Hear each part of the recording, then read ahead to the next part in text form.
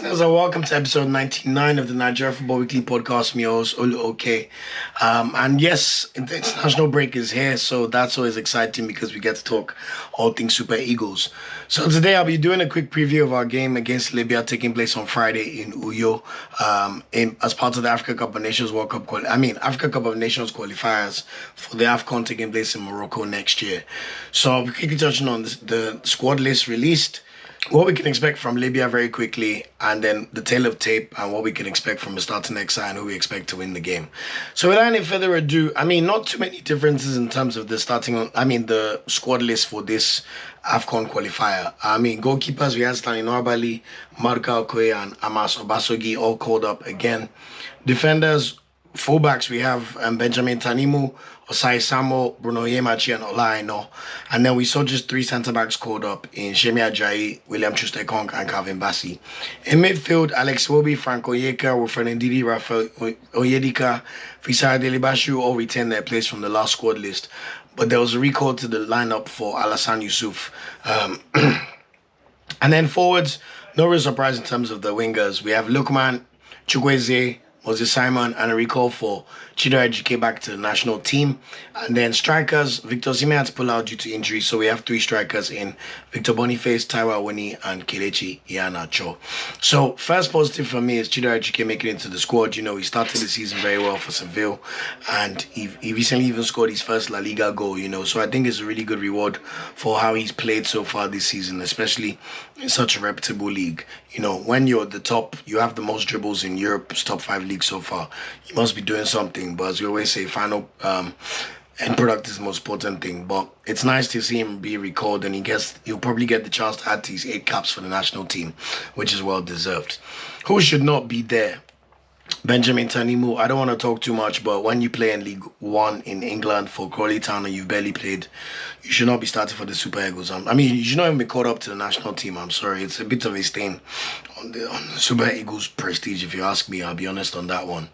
But apart from that, I would have also called up another centre-back probably. I know Nda is injured, but Boguma could have been called up. Gabriel Osho could have been called up. None of them there.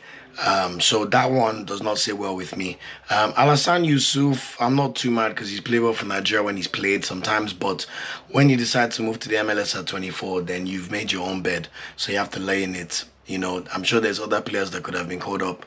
Christian Uche for me, for example, who's playing in La Liga and playing well for Getafe. Getafe are even doing better than Sevilla. So if Ejike could have been called up, I know he's had experience in the national team already, but I would have liked to have seen Christian Uche get a call up. Or even Aribo, even though Southampton have not started well in the league. Aribo's been getting minutes in the Premier League. Not starting every game, but definitely doing better than you'd expect from someone playing in the MLS. So that one I just have a little bit of a slight contention with, but it's not the end of the world. I don't think he'll play too many significant minutes in any of the games against Libya. And then obviously we have to talk about Kelechi Iheanacho and Taiwo Awoniyi's form so far this season. Awoniyi has played 45 minutes since the beginning of September, so he's not been getting any minutes for Nottingham Forest, especially with how well Chris Wood's been playing, And Kelechi Iheanacho, even though he's been playing more minutes than before the last break, he's still not been scoring goals for Seville. So both of them, you could have argued their places could have gone to Anako Adams, for example, or even to Laura Kodare, although I'm always worried about players playing in the Belgian League because we know what we saw from Olunachu and Desas in the past. But the general theme I see here is just continuity. They're trying to keep a lot of the same players. Just, how good camp was in the last AFCON qualifiers. You could tell the Kamaji was there. It was Aguavon's first time back in his third stint. So I'm sure he's trying to just keep up some continuity for, the vast majority of the players. Because apart from Alassane Yusuf and Chidera Ejike, pretty much every player in this squad was called up for the last one. So that's just something to observe. And to be fair, they did play well in those 2 games, even though we did not beat Rwanda, but we should have beaten them. So overall, I have no qualms with the squad. We know that the starting lineup pretty much almost picks itself from there. But 1 or 2 hiccups, but still, we should be dispatching Libya. So what do you know about Libya, guys? Libya are currently bottom of our African Cup of Nations Group D qualification group. They drew 1-1 to Rwanda in their first game in the qualifiers, and then they lost 2-1 to Benin away. So by no means any thrashings or like they hold their head high. There's clearly been tight games there, and they're a team that we have to be worried about just to make sure that we don't see any slip ups that we don't expect. But let's be honest, you would be expecting the Super Eagles to dispatch Libya. They're coached by Nasser Al Hadiri. And players look out for, majority of them play in the Libyan Premier League, but there is a player called Faisal Al Badri. He scored a pen in their last game and also in their World Cup qualifier against Mauritius in June, which was the last game that they won. They also have a player called Ahmed Al Mazmari who plays for Barcelona B, but he plays for Barcelona B for a reason. So let's be honest, Nigeria should be winning this one with no hiccups at all. But yeah, tail of the tape.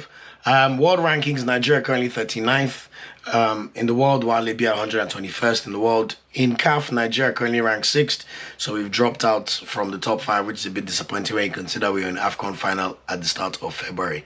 But Libya are ranked 33rd in the world, so really and truly, as I've said already, this is a bit of a David versus Goliath game. Head to head, we've played them 5 times. We've beaten them 4 times. They've beaten us once, and they beat us once in the LG Cup. I don't know if you remember when they used to be the LG Cup in like 2004, 2003. So they beat us away. And then the last 4 games we played against them, we've beaten them in every single game. Although we haven't played them since 2018 when we faced them 3 times. Once in January in the African Nations Championship, which is big with the home-based players. And then we played them twice in Africa Cup of Nations qualifying for the 2019 tournament, which, if I'm not mistaken, was held in Egypt? I think it was Egypt. One of the North American countries anyway. I mean, North African, excuse me. But we did beat them 3-2 away in that game away. Odion scored 2 and Ahmed Musa scored 1. And then in the return leg at home, we beat them 4-0. Igalo scored a hat-trick and Samuel Kalu scored the final clincher. So, safe to say that Nigeria has always been the better side in all of these games. Current form as well favors Nigeria. Although we drew our last game against Rwanda, we beat Benin 3-0. And before that, obviously, we had the slip-ups in the World Cup qualifiers against Benin. As for Libya, their last game, they lost against Benin, and prior to that, they drew against Libya.